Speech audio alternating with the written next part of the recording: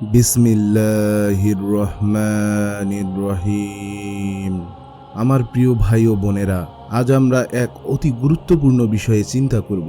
আজকাল আমাদের school, college, ইউনিভার্সিটির ক্যাম্পাসগুলোতে কি অবস্থা, শপিং মলগুলোতে, রাস্তাঘাটে কি হচ্ছে, social media, Facebook, WhatsApp, Instagram, এগুলোতে কি চলছে। আল্লাহ আমাদের সবাইকে শয়তানের ধোঁকা থেকে হেফাজত করুন। রাসূলুল্লাহ সাল্লাল্লাহু আলাইহি ওয়াসাল্লাম বলেন, একজন নারী যখন ঘর থেকে বের হয় তখনই শয়তান তার কাছে আসে এবং তার চারপাশে ঘাঁটি তৈরি করে।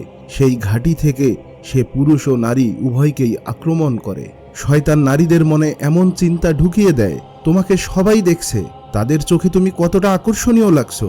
সে বলে, তুমি আরেকটু ভালো পোশাক পরতে পারতে, আরেকটু ফিটিং, আরেকটু সাজগোজ, আরেকটু ভিন্নভাবে হাঁটতে পারতে, যাতে আশপাশের পুরুষরা মুগ্ধ হয়।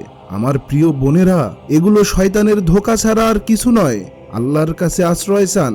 এরপর শয়তান পুরুষদের আক্রমণ করে। সে পুরুষদের চোখে নারীদেরকে যৌন আকর্ষণীয় করে তোলে। সে চায় পুরুষরা নারীদেরকে শুধু যৌন বস্তু হিসেবে দেখুক, কারণ শয়তান কখনোই চায় না পুরুষরা তাদের চরিত্র ঠিক রাখুক। শয়তান কখনোই চায় না তারা দ্বীনের দিকে ফিরুক। আমার প্রিয় ভাইয়েরা, আল্লাহ সুবহানাহু ওয়া তাআলা আমাদের হেফাজত করুন। আমার প্রিয় ভাই ও বোনেরা, যখন নারী পুরুষ শয়তানের ফাঁদে আটকে যায়, তখন তারা নিজেদের অজান্তেই শয়তানকে তাদের অন্তরে প্রবেশের অনুমতি দিয়ে দেয়।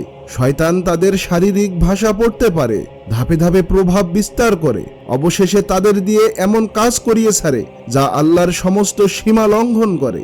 এভাবেই ছোট ছোট পদক্ষেপ থেকে শুরু হয় ভয়াবহ পাপ, অবশেষে তা গিয়ে দাঁড়ায় জিনার মতো ভয়ঙ্কর গুনাহতে।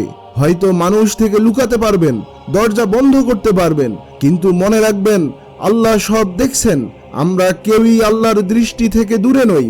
রাসূলুল্লাহ সাল্লাল্লাহু আলাইহি ওয়াসাল্লাম সতর্ক করেছেন, যখন কোনো সমাজে অশ্লীলতা ছড়িয়ে পড়ে, তখন সেখানে এমন সব মহামারী ও বিপদ আসে যা তাদের পূর্বপুরুষরা কখনো দেখেনি। আমার প্রিয় ভাই ও বোনেরা, আসুন আমরা শয়তানের ছোট ছোট পদক্ষেপ থেকেই সাবধান হই, আল্লাহর কাছে আশ্রয় চাই।